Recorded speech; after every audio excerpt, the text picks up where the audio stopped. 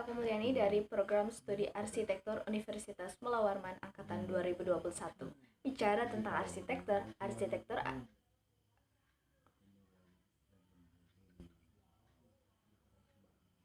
aduh nggak tahu lagi apaan.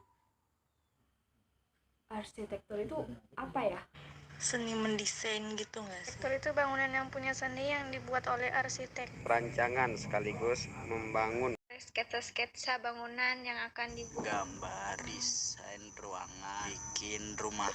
Kayak menggambar gitu kan. Mungkin persepsiku dulu juga begitu, tapi setelah aku belajar di kelas pengantar arsitektur, aku sadar kalau arsitektur lebih dari itu. Oke, di video kali ini aku bakal bahas tentang sejarah arsitektur. Arsitektur itu udah ditemuin dari zaman prasejarah, zaman dimana manusia masih suka berpindah-pindah atau nomaden. Mereka biasanya tinggal di gua-gua dengan tiang beratap jerami atau ilalang. Arsitektur zaman ini tidak memikirkan estetika melainkan hanya kegunaan saja. Beralih ke zaman Neolitikum, zaman dimana manusia mulai melakukan food gathering dan bercocok tanam. Pada zaman ini mereka mulai mempunyai tempat tinggal yang permanen. Selanjutnya ada zaman Megalitikum, zaman di mana manusia mulai membangun bangunan berukuran besar dari batu yang digunakan untuk upacara pemujaan dan upacara keagamaan, seperti menhir, dolmen, sarkofagus, dan arca. Salah satu bangunan batu bersejarah yang paling terkenal di dunia adalah patung Moai yang berada di Pulau Paskah. Kalau kalian nggak tahu, ini yang dijadiin emoticon batu. Pulau ini diperkirakan ada 1000 patung Moai yang berukuran 4-12 meter dengan berat sekitar 12,5 ton. Pertanyaannya, gimana cara manusia pada zaman itu menyusun dan memindahkan batu-batu yang berukuran sangat besar? Para arkeolog percaya bahwa patung Moai merupakan nenek moyang mereka. Pada abad ke-15, Eropa mengalami kemunduran besar. Karena itulah terjadi revolusi besar di Prancis. Nah, revolusi inilah yang disebut sebagai zaman Renaissance atau zaman pencerahan. Enggak, itu kecerahan. Di zaman ini orang gak lagi tertarik sama yang namanya agama. Sehingga masyarakat dipengaruhi oleh filsafat Yunani dan Romawi. Gaya arsitektur zaman ini selalu dilengkapi dengan kolom-kolom yang besar. Masa barok lahir pada abad ke-16 akibat gerakan Protestanisme. Pada saat itu, umat Katolik ingin membangun gereja yang dapat memberi pesan secara dramatis. Jadi, pada zaman itu, gaya bangunan bertema religius dan penuh emosi. Dimulai pada tahun 1900-an, era arsitektur modern mempunyai bangunan yang simpel.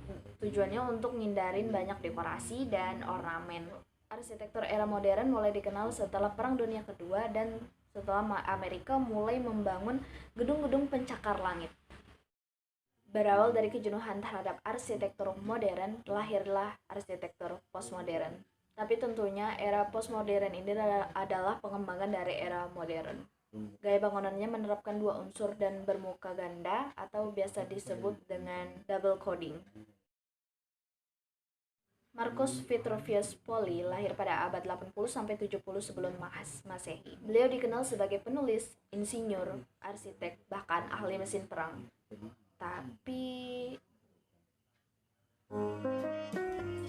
Kok bisa orang-orang pada nggak tahu Vitruvius bukan arsitek ke satu. Di awal kan udah dikasih tahu arsitektur dari zaman batu. lebih tepatnya, Vitruvius merupakan arsitek Romawi pertama yang berhasil membuat catatan yang dapat bertahan dari zaman Yunani. Salah satu buku yang paling terkenal adalah De Architectura. Buku ini kembali ditemukan pada tahun 1414 oleh Poggio Bracciolini. Nah, di dalam buku De Architectura ada 3 aspek yang harus dipenuhi oleh bangunan, yaitu firmitas, utilitas, dan vetustas. Puncaknya ketika Vitruvius memahami sebuah karya seni terhebat, yaitu tubuh manusia. Hal ini menjadi awal Vitruvius membuat Vitruvian Man. Is the Vitruvian Man based on the work of the architect Vitruvius.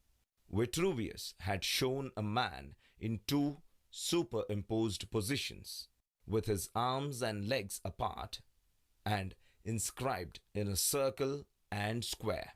The drawings are often called the canon of proportions. Leonardo da Vinci, siapa yang nggak tahu? Beliau ini adalah seorang filsuf, ilmuwan, penemu, pemahat, arsitek, pelukis, sangat multi talent. Saking cerdasnya ia dijuluki Renaissance Man. Da Vinci mempelajari perhitungan geometris Vitruvius dari buku De Architectura. Kemudian dia penasaran sama tubuh manusia sehingga melakukan otopsi ke beberapa mayat. Hasilnya ia membuat ilustrasi dari observasi tadi, yaitu kita kenal dengan nama Vitruvian Man. Jadi Vitruvius yang bikin teori dan Da Vinci yang membuat ilustrasinya. Vitruvian Man menunjukkan konsep di mana sebuah garis dapat ditarik ke sebuah pusat. Oke, mungkin segitu aja dulu penjelasanku. Maaf kalau kurang memuaskan. Sampai jumpa.